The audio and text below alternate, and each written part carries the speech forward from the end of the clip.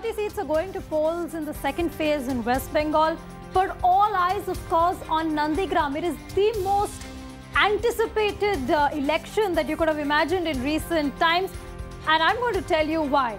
You're watching Explained with me, Aarti Subramaniam, and joining me to decode why Nandigram is such an interesting battle is Tanvi Shukla. Tanvi, shades of the Rahul Gandhi versus Smriti Irani battle in Amethi?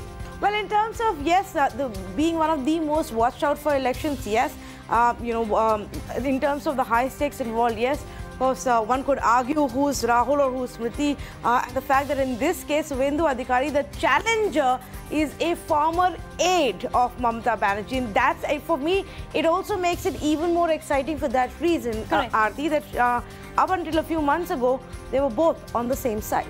That is true. But to understand why this election is so important, we need to go back a little into the Nandigram history itself, because this is where the agitation began, the land agitation began, which really was Mamata Banerjee's catapult to power.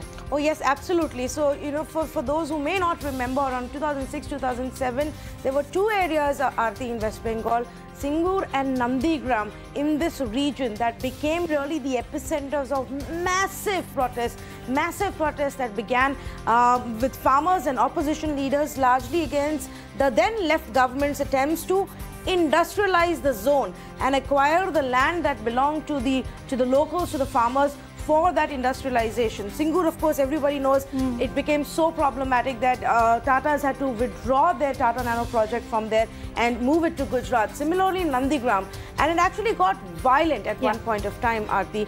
That's essentially there Mamata Banerjee sat on fast for days together, protested along with the villagers. They managed to block roads, not allow the establishment or even the police to enter. It became a very, very high-pitched battle, and that broke the stronghold of the left. Nandigram was the left stronghold, Aarti, that kind of broke at this point. Yes, it had been a seat that was voting a left candidate into power for many, many years. But have a look at the impact that this agitation had in the elections. The TMC won the bypoll that was actually held there in 2009. And since then, they have been winning every election in that area. So in 2011, it was the TMC that came to power. And in 2016, Subhendu Adhikari, the man who's now challenging Mamata Banerjee, also polled a large number of seats. So, of course, this was the electoral history of Nandigram, and this was the political history of Nandigram, which leads us to the importance of Subhendu Adhikari. Why is this man so important, and what role did he play for the TMC back then? Yes, so right alongside Mamata Banerjee through those years, Aarti, was also Subhendu Adhikari.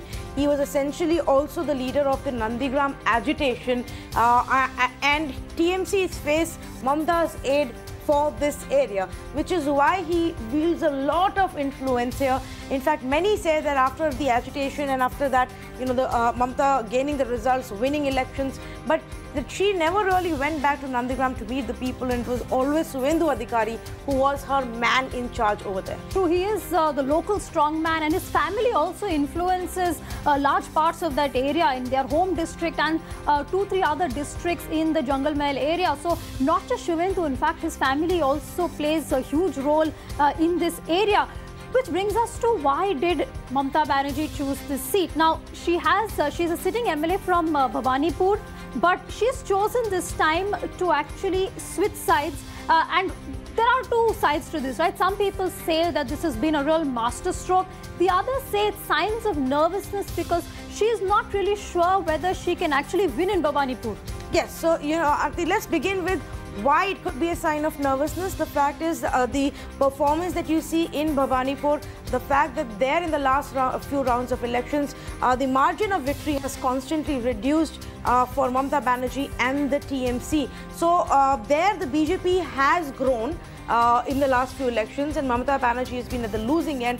The other big concern there is that Mamata has overall in Bengal made this whole insider versus outsider pitch. As a constituency in Bhawanipur, you actually have a lot of non-Bengalis residing there, and these communities who are obviously voters of this area but not Bengalis may not be very open to this whole idea of insider versus outsider. In fact, a lot of them are Gujaratis as well who have come there, and here the possibility, as Tanvi was saying, of this insider-outsider debate could actually backfire on Mamata Banerjee. And it's also also, Mamata Banerjee has also been seen as somebody from an urban area. She's been seen as her, her area of influence where she's always is in Kolkata. So there is also a rural-urban divide which she's trying to bridge by saying, okay, I'm going to contest from a rural seat and not an urban area like Bhawanipur. But it could also be a masterstroke, and why is that?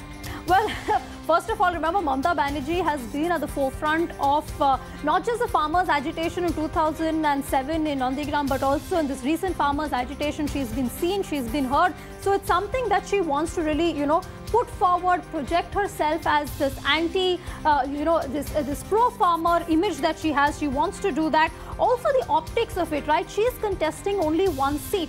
Unlike Rahul Gandhi, who was contesting in Wayanad and in Amethi. That sends a message that I don't fear you, I'm going to play this battle on your terms and I'm still going to win. So the optics of it is also very important. Yes, because she's gone all in. She's laid all her bets on this now, which means that she's saying that I've left everything else to come stand with you here and you must now endorse me. So it could work, or it may not work. The other aspect, of course, Aarti, apart from the two main contestants, is also the demography of this place. Yes. And the breakup of the population. There is a large percentage of Muslims voters here as well. Yes, there is. So there is a demographic divide as well. It's called, and it comes up a lot actually in rallies, it's called the 70-30 divide. It's something that Shubhendu Adhikari keeps harping on. Shubhendu Adhikari in all his rallies has been calling Mamata Banerjee Begum. He's been saying that she's going to create a mini Pakistan. He's been accusing her of minority appeasement, and all those comments actually come from the demography of this particular area. It has a sizable Muslim population, but somebody like Shubhendu Adhikari says, can she actually win only by winning 62,000 votes, which refers to, the number of Muslim voters in this area. So that is, again, a very, very polarized battleground in Nandigram, something which has, again, never been seen before. The discourse has also changed, much like in other places. But Mamata Banerjee, make no mistake about this, also faces challenges because Shubhendu Adhikari is what he calls the son of the soil. Again, it's the outsider versus insider battle which could backfire on Mamata Banerjee, because here in Nandigram, it is actually Shubhendu Adhikari who's the insider and she is the outsider. So there is that, and also a lot of disappointment post the agitation where the area has not seen much development.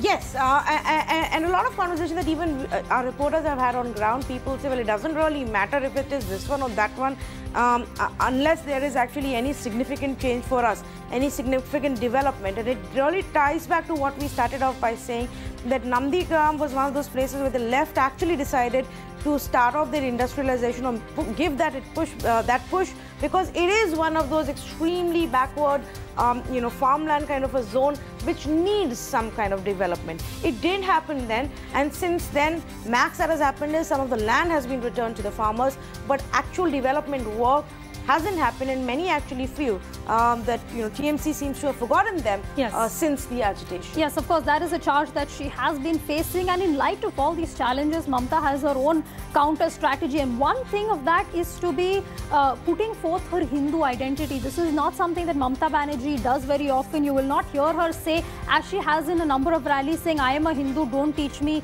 Hinduism. In fact, on a 2-day visit to Nandigram, she visited 19 temples and 1 shrine.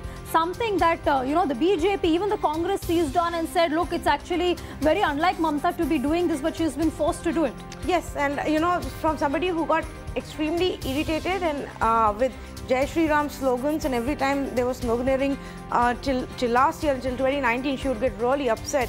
She's now gone on to the plank, Aarti, where she's saying, oh, why don't you say Jai Siya Ram?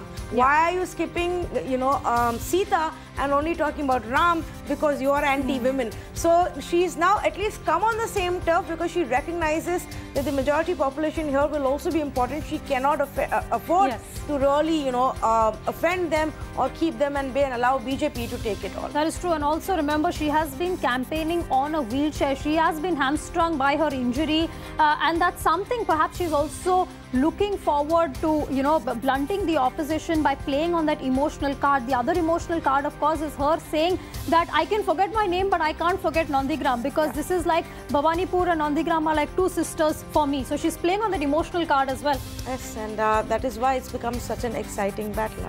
Well, the most exciting battle, if you ask me, and this is something that we all need to watch out for, because this battle, it just doesn't get better than this.